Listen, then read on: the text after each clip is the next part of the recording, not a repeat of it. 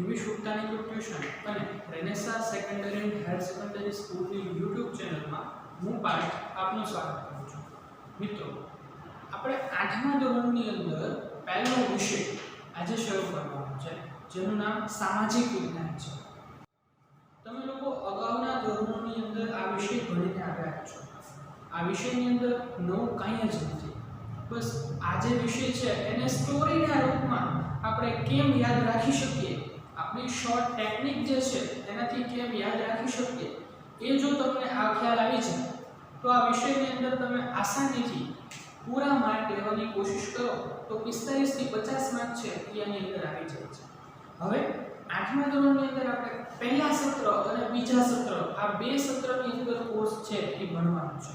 પહેલા સત્રની અંદર વાત કરીએ તો ટોટલ પાઠની સંખ્યા 9 પાઠ છે કે જેની અંદર ઇતિહાસ, નાગરિક અને ભૂગોળ આ ત્રણ કક્ષાની અંદર પાઠનું વર્ગીકરણ કરવામાં આવેલું છે. આ પાઠની અંદર આપણે અગાઉના ધોરણોમાં ભણીને આવ્યા છે સમાજ વિદ્યા વિષય એટલે અંગ્રેજો ભણવાના હોય એ ફિક્સ જ છે, બરાબર. યુરોપિયન પ્રજા ભણવાની હોય એ ફિક્સ જ છે. પછી ભારત જે છે એનો ખંડ પરિચય ભણવાનો હોય એ પણ વસ્તુ ફિક્સ છે. આ બધી જ વસ્તુઓ 8મા ધોરણમાં તમે જે ભણો છો એની એ વસ્તુ સેમ ધોરણ 9 ની અંદર ભણવાની છે. એટલા માટે આપણે 8મા ધોરણનો સમાજ વિદ્યા વિષય છે એ એવો સરસ રીતે તૈયાર કરવો છે કે જેથી કરીને તમને ધોરણ 9 ની અંદર આવો એટલે નવું કંઈ લાગે નહીં, બરાબર. 8મા ધોરણના જે પણ કન્ટેન્ટ છે, પાઠ છે, એ સેમ વસ્તુ 9મા ધોરણની અંદર પાઠ મૂકેલા છે. હવે 9મા ધોરણની અંદર નવું થોડુંક કન્ટેન્ટ એડ કરી એની એ ટૂંક નોંધ છે એને મોટી કરી દીધી હોય છે, કન્ટેન્ટ વધારી દીધું હોય છે, સ્વરૂપ વધારી દીધું હોય છે, પણ જેનો બેઝ છે એ વસ્તુ સેમ છે. વાત કરીએ પહેલો જ પાઠ આપણો લઈએ ઉદાહરણ તરીકે તો કે ભારતમાં યુરોપિયન પ્રજાનું આગમન છે, તો સેમ વસ્તુ પાઠ નંબર 1 જ છે 9મા ધોરણનો. આ જ પાઠ આ જ સ્વરૂપની અંદર, બરાબર. પાઠ નંબર 9 ની વાત કરીએ, બરાબર. 9મો પાઠ જે છે એ ભૂગોળનો છે, તો તમે 9મા ધોરણની અંદર જશો તો 13મો પાઠ પહેલો ખંડ પરિચય છે. તો આ જે વસ્તુ છે કહેવાનો મતલબ એ છે કે 8મું ધોરણ એ 9મા ધોરણનો પાયો છે સમાજ વિદ્યા વિષયની અંદર ની વાત કરીએ તો, બરાબર. તો આ વિષયની અંદર આપણે ખાસ ધ્યાન રાખીશું, બને તેટલો પ્રયત્ન કરીશું કે જે પાઠ છે એ આપણે લેક્ચરની અંદર અત્યારે જોઈએ છીએ, અત્યારે વિડિયો લેક્ચરના માધ્યમથી આપણે ભણીએ છીએ, તો અત્યારના તબક્કે એવું કરશું કે જે વિડિયો તમે ભણો છો એ વિડિયોની અંદર હું અહીંયા એક ટૂંક નોંધ ભણાવું છું, તો એ ટૂંક નોંધ આપણે 2 વખત રિપીટ કરીશું કે જેથી કરીને ટૂંક નોંધ તમને સારામાં સારી રીતે યાદ રહી જાય. માત્ર ને માત્ર વિડિયો લેક્ચર જોવાથી આપણું એજ્યુકેશન પૂરું નથી થઈ જતું, બરાબર. એટલા માટે તમે જે વિડિયો લેક્ચર જુઓ છો એ વિડિયો લેક્ચર જોયા બાદ તમને હોમવર્ક આપવામાં આવશે. આ જે હોમવર્ક છે એ હોમવર્ક તમારે ફરજિયાતપણે કરવાનો રહેશે અને એ હોમવર્ક કરી તેનો એક સરસ મજાનો ફોટો પાડી અને તમારે WhatsApp ની અંદર મોકલવાનો રહેશે, જે તમને આગળ માહિતીઓ આપવામાં આવી છે એ પ્રમાણે, બરાબર. હવે વાત કરીએ સમાજ વિજ્ઞાનની અંદર પહેલા પાઠ. તો પહેલા પાઠની અંદર અભ્યાસ કરતા પહેલા આપણે થોડીક પેપર સ્ટાઇલ વિશે વાત કરીએ. પેપર સ્ટાઇલની મિત્રો સમાજની અંદર વાત કરો તમે તો ઘણા બધા MCQ જે છે એ પૂછાતા હોય છે. 1 માર્કના પ્રશ્નો છે, ખાલી જગ્યા છે, ખરા ખોટા છે. 16 થી 17 માર્કનો જે સેક્શન છે એ તમારો ઓબ્જેક્ટિવનો રહેશે, બરાબર. આ જે પ્રશ્નો છે એ એવા પ્રશ્નો છે કે જે તમે સવિસ્તાર પ્રશ્નો જુઓ છો. આપણે એક ટૂંક નોંધ લઈએ, બરાબર. એક ટૂંક નોંધ ભણીએ છીએ તો એ ટૂંક નોંધની અંદરથી તમને ઘણી બધી ખાલી જગ્યાઓ મળે, ઘણા બધા ખરા ખોટા પ્રશ્નો મળે, ઘણા બધા જોડકા મળી જાય, બરાબર. તો માત્ર ને માત્ર ટૂંક નોંધ પાકી કરવી એ હેતુ નથી રાખવાનો, બરાબર. એક ટૂંક નોંધની અંદરથી ઘણા બધા પ્રશ્નો પૂછાય છે. પ્લસ સારામાં સારો જો કોઈ બેનિફિટ હોય આપણો તો એ છે કે આપણને 8મા ધોરણના સમાજ વિદ્યા વિષયની અંદર જે સિલેબસ આપ્યો છે તમે ધારો તો એ સિલેબસ 1 થી 1.5 મહિનાની અંદર તમે કમ્પ્લીટ કરી શકો. એટલો નાનો સિલેબસ છે. એક એક પાઠ છે 3 કે 4 પેજના છે, જેની અંદર ઇતિહાસમાં આપણે યુરોપિયન પ્રજાનું આગમન જોવાનું છે. પછી પર્યાવરણના પાઠ છે, આપણી આસપાસ શું હવા, બરાબર, જલાવરણ, મૃદાવરણ, જીવાવરણ અને વાતાવરણ, હવા, પાણી, જમીન અને વાયુ, આ ચારે ચાર આવરણ ભણવાના છે. નાગરિકની વાત કરીએ તો નાગરિકની અંદર બંધારણ ભણવાનું છે, બરાબર, આપણું જે બંધારણ છે એ કેવી રીતે અસ્તિત્વમાં આવ્યું, એનું ઘડતર કેવી રીતે થયું, બંધારણ અમલમાં કેવી રીતે આવ્યું, એ બંધારણ ઘડતી વખતે શું શું કાળજીઓ લેવામાં આવી, આ બધી જ વસ્તુઓ આપણે ભણવાની છે. તો હવે આપણે પહેલો પાઠ આજના લેક્ચરની અંદર શરૂ કરીએ. ભારતમાં યુરોપિયન પ્રજાનું આગમન. આપણો દેશ છે એ મિત્રો ઘણા સમયથી, વર્ષોથી, સદીઓથી પરંપરાગત રીતે જે ચાલી આવે છે પરંપરાઓથી સમૃદ્ધ દેશ છે. બરાબર, આપણી જે દેશની અંદર જે વસ્તુઓ છે, આપણી સંસ્કૃતિ, આપણી પરંપરાઓ, આપણા રીતો, આપણા રિવાજો, આ બધા જ જે વસ્તુઓ છે એના ભેગો કરો તો વિશ્વના અંદર આપણી જે સંસ્કૃતિ છે એની અંદર આપણી બોલબાલા છે. બરાબર, આપણું એક નામ છે, આપણી એક આગવી ઓળખ છે. તો તમારી અંદર કોઈ એવી સારી બાબત છે તો એનાથી આકર્ષાય અને બીજા લોકો તમારી પાસે આવશે. તો આ જ પ્રકારની વસ્તુ આપણા ભારત દેશની સાથે થઈ છે. આપણી જે સંસ્કૃતિ છે, આપણી જે પરંપરાઓ છે, એને આકર્ષાઈને અન્ય પ્રજા ભારતમાં આવવા માટે આકર્ષાય છે. માત્ર ને માત્ર રહેવા માટે આકર્ષાય નથી, પણ ભારતનો જે વેપાર છે, ભારતનો વેપારની વાત કરીએ તો મિત્રો ભારતનો વેપાર છે ને એ પહેલાના સમયથી ખૂબ જ પ્રસિદ્ધ છે. ભારતની ઘણી એવી બધી વસ્તુઓ છે કે જેની આપણે વાત કરીએ, ઉદાહરણ તરીકે રેશમી કાપડ, સુતરાઉ કાપડ, મલમલ, ભારતના મરી મસાલા છે, તેજાના છે, આ બધી જ વસ્તુઓનો વેપાર માત્ર ને માત્ર ભારત દેશની જ નહીં, અંદર જ નહીં, પરંતુ વિશ્વના અનેક દેશોની અંદર આપણા જે ચીજ વસ્તુઓ છે એની માંગ છે. તો આ માંગને પહોંચી વળવા માટે ભારતમાંથી અન્ય દેશોની અંદર આ જે માલ સામાન છે એની નિકાસ કરવામાં આવતી, બરાબર, મોકલવામાં આવતો. હવે આ માર્ગ, આ જે વસ્તુઓ છે એને મોકલવા માટે બે માર્ગનો ઉપયોગ કરવામાં આવ્યો છે. એક જળમાર્ગ અને બે જમીન માર્ગ. જળમાર્ગ એટલે આપણને ખબર છે દરિયાઈ માર્ગે માલ સામાન મોકલવાનો છે, જ્યારે જમીન માર્ગ એટલે આપણને ખ્યાલ છે કે રસ્તાના માર્ગે આ માલ સામાન મોકલવાનો છે. હવે આટલી વસ્તુ જોયા બાદ આખો આપણો પાઠનો ઓવરવ્યુ છે. બરાબર, આની પછી એ જોવાનું હશે આપણે કે ભારતના જળમાર્ગે અને જમીન માર્ગે વેપાર થવાનું બંધ થયું છે, તો કેવો રીતે નવો જળમાર્ગ છે એ શોધવામાં આવશે. બરાબર, તો આખો પાઠનો ઓવરવ્યુ જોયા બાદ હવે આપણે આ પાઠની શરૂઆત કરીએ પ્રસ્તાવનાથી. વર્ષો અગાઉ આપણો દેશ દુનિયામાં અગ્રીમ હરોળમાં હતો. મિત્રો, હરોળ એટલે લાઈન, આગળની લાઈનમાં. વર્ષો અગાઉની તમે વાત કરો એટલે કે ઘણા સમય પહેલા આપણો દેશ દુનિયામાં અગ્રીમ હરોળમાં હતો. હરોળ એટલે સ્થાન, બરાબર. ત્યારબાદ વિશ્વમાં આપણા દેશનું અનોખું મહત્વ હતું. આપણો દેશ છે એ અગ્રીમ સ્થાન ઉપર એટલે કે આગળની લાઈનમાં છે. બરાબર, દુનિયાની અંદર આપણા દેશની બોલબાલા છે અને આપણા દેશનું વિશ્વના દેશોની અંદર ખૂબ અનોખું સ્થાન છે. ત્યારબાદ વાત કરીએ, દેશભરના લોકો આપણી સમૃદ્ધિ અને સંસ્કૃતિથી પ્રભાવિત થઈ રહ્યા હતા. બે વસ્તુની યાદ રાખવાની. સમૃદ્ધિ કોને કહેવાય? તમે કોઈ પણ XYZ અથવા તો કોઈ પણ એક બાબત તમારી પાસે છે અને તમે એ વસ્તુથી સંપન્ન છો, એ વસ્તુ તમારી પાસે પૂરતા પ્રમાણમાં છે, તો તમે સમૃદ્ધ છો એમ કહેવાય. બરાબર, તો સમૃદ્ધિ અને સંસ્કૃતિ. હવે વાત કરીએ સંસ્કૃતિની. બરાબર, સંસ્કૃતિ એટલે શું? તો આપણને આપણા પેઢી દર પેઢી જે કંઈ પણ વસ્તુનો વારસો મળ્યો છે, આપણી જે રીત છે, આપણી જે રિવાજો છે, આપણી જે પરંપરાઓ છે, આપણે જે સમાજમાં રહીએ છીએ, બરાબર, આપણી સમાજની ટેક્સ્ટબુક નહીં પણ આપણે જે વાસ્તવિક સમાજની અંદર રહીએ છીએ એ સમાજે આપણને જે મૂલ્ય શીખવાડ્યા છે, આપણને જે નવું જ્ઞાન આપ્યું છે, આપણને જે વારસો આપ્યો છે એને આપણે સંસ્કૃતિ કહીશું. બરાબર, તો આ જે સંસ્કૃતિ છે એનાથી વિશ્વના દેશો પ્રભાવિત થઈ રહ્યા છે, આકર્ષાઈ રહ્યા છે, પ્રભાવિત થવું. બરાબર, ત્યારબાદ વિશ્વના ઘણા લોકો આપણા દેશમાં વેપાર કરવા અને ધન કમાવા આતુર હતા. જો હવે આર્થિક વળતરની વાત કરવાની છે. વિશ્વના દેશો માત્ર ને માત્ર આકર્ષાઈ ગયા એનાથી પૂરું નથી થઈ જતું. હવે એ લોકો ભારતની અંદર આવવા માંગે છે અને માત્ર આવી અને રહેવા નથી માંગતા, પણ સાથે સાથે વેપાર કરવા પણ માંગે છે. બરાબર. હવે વેપાર કરવા માટે આગળ શું થાય છે જોઈએ. અગાઉના સમયમાં પણ જમીન માર્ગે અહીં વિદેશીઓ વાયવ્ય સરહદેથી આવતા અને વેપાર કરતા. જો વાયવ્ય દિશા છે બરાબર, એ દિશાથી કોણ આવતું હતું? વિદેશી વેપારીઓ. કયા માર્ગે? જમીન માર્ગે. ફરી વખત રિપીટ કરો. જો અગાઉના સમયમાં પણ જમીન માર્ગે અહીં વિદેશી વેપારીઓ ક્યાંથી? વાયવ્ય સરહદેથી આવતા અને વેપાર કરતા હતા. બરાબર.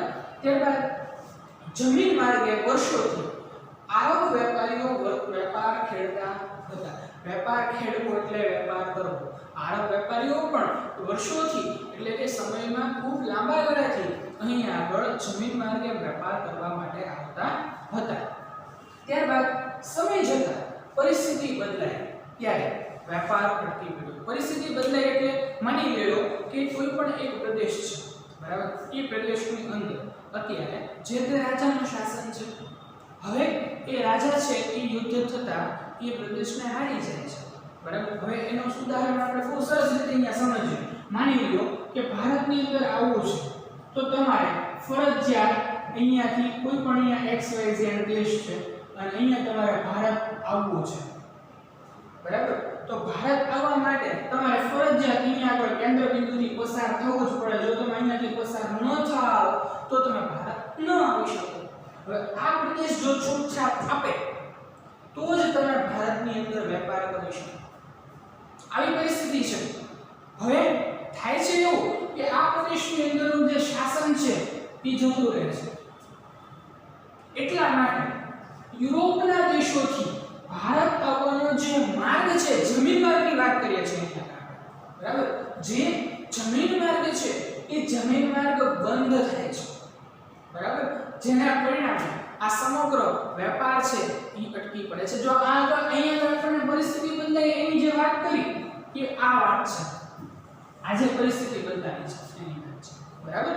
હવે જેથી યુરોપિયન દેશોમાં ભારતની ચીજ વસ્તુઓ, જો હવે આ જે લાઈન છે ને એ ખાસ યાદ રાખજો. આ લાઈન છે એ તમે 8માં 9માં 10માં બધા ધોરણની અંદર સમાજ વિદ્યાની અંદર યાદ રાખવાની છે. આ બધામાં એક એક માર્કના પ્રશ્નો છે બરાબર. ભારતની ચીજ વસ્તુઓ જેવી કે રેશમ, સુતરાઉ કાપડ, મલમલ, મરી મસાલા, તેજાના વગેરેની માંગ વધી ગઈ.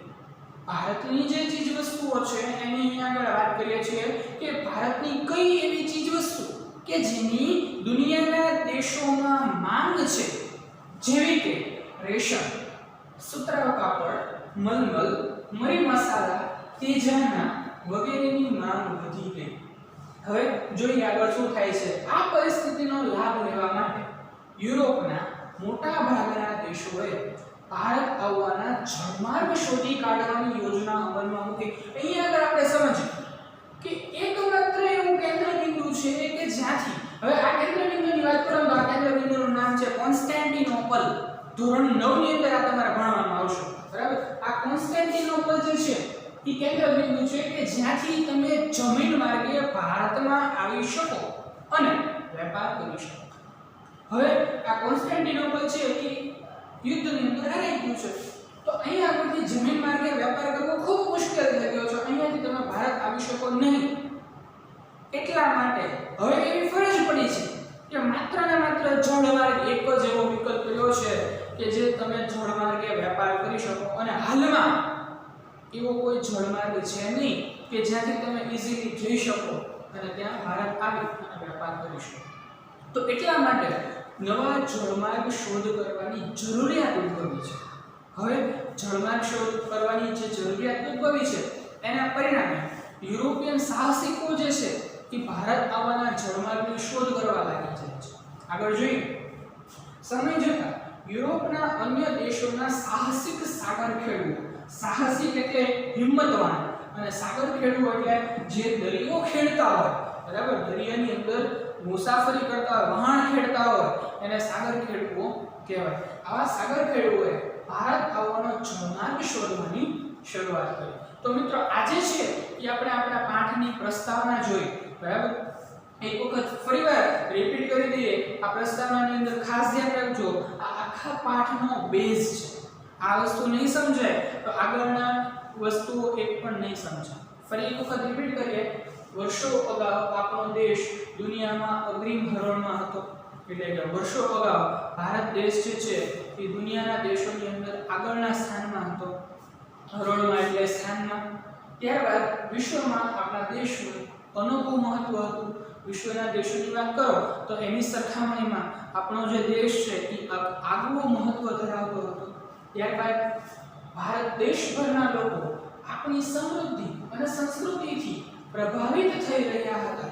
દુનિયાની વાત કરો તમે તો દુનિયાના દેશો જે છે એ ભારતની જે સંસ્કૃતિ છે, અહીંયા આગળ સંસ્કૃતિ શબ્દ રિપીટ કરું છું કે સંસ્કૃતિ એટલે આપણા દેશની અંદર આપણી જે રીતિ છે, રિવાજો છે, આપણી જે પરંપરાઓ છે, આપણો જે વારસો છે એનાથી બધું ભેગું કરો ત્યારે એક સંસ્કૃતિ બને.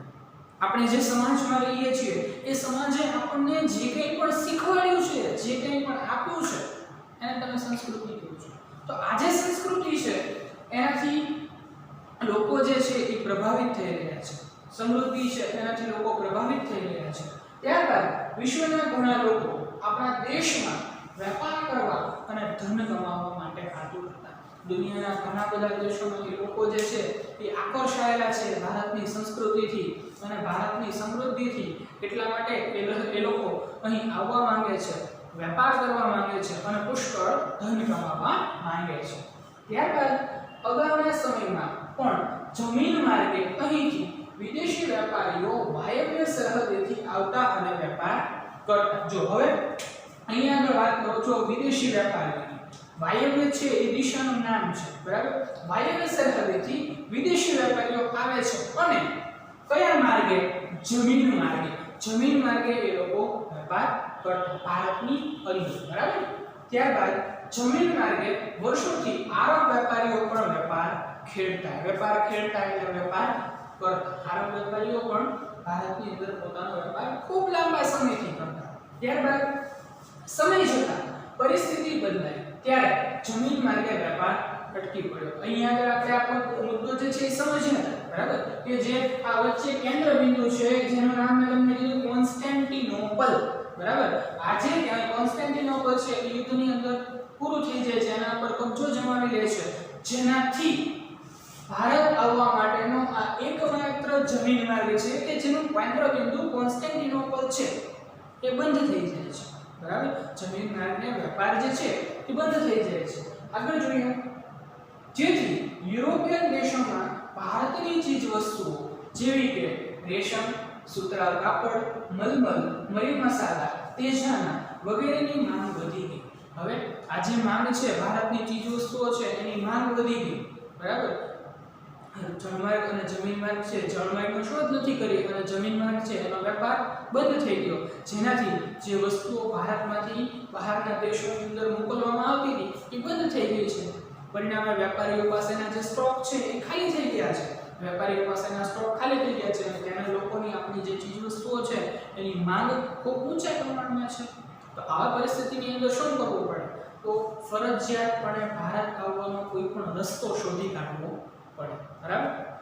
ત્યારબાદ આ પરિસ્થિતિનો લાભ લેવા માટે યુરોપના મોટા ભાગના દેશોએ ભારત આવવાના જળમાર્ગ શોધી કાઢવાની યોજનાઓ અમલમાં મૂકી. આપણે હમણાં જ વાત કરી કે જે જમીન માર્ગ છે એ રસ્તો બંધ થઈ ગયો છે તમારી માટે.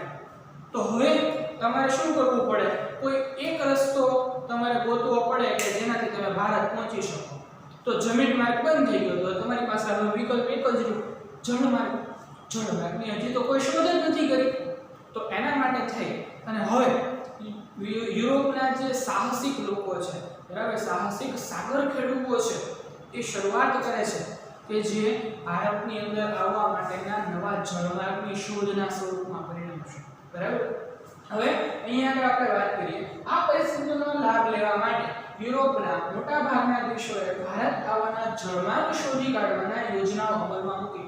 જુદી જુદી યોજનાઓ પર કામ કરવામાં આવે છે કે કેવી રીતે તમે ભારત પહોંચી શકો, બરાબર. કેવી રીતે તમે ભારતની સાથેના જે તૂટી ગયેલો વેપાર છે એને તમે ફરીથી જોડી શકો, બરાબર. ત્યારબાદ સમય જતાં યુરોપના મોટા અન્ય સાહસિક સાગર ખેડૂતોએ ભારત આવવાનો જળમાર્ગ શોધી કાઢવાની શરૂઆત કરી. યુરોપના જે સાહસિક સાગર ખેડૂઓ છે, સાગર ખેડૂઓ એટલે દરિયાની અંદર જે નાવ ચલાવતા હોય, જે દરિયાની અંદર ખેડકામ કરતા હોય, માછીમારી કરતા હોય, એને સાગર ખેડૂઓ કહેવાય. બરાબર. તો આ જે સાગર ખેડૂઓ છે એમ ભારત આવવાના નવા જળમાર્ગ શોધ કરવાની પ્રયત્નો જે છે એ શરૂ કર્યા છે.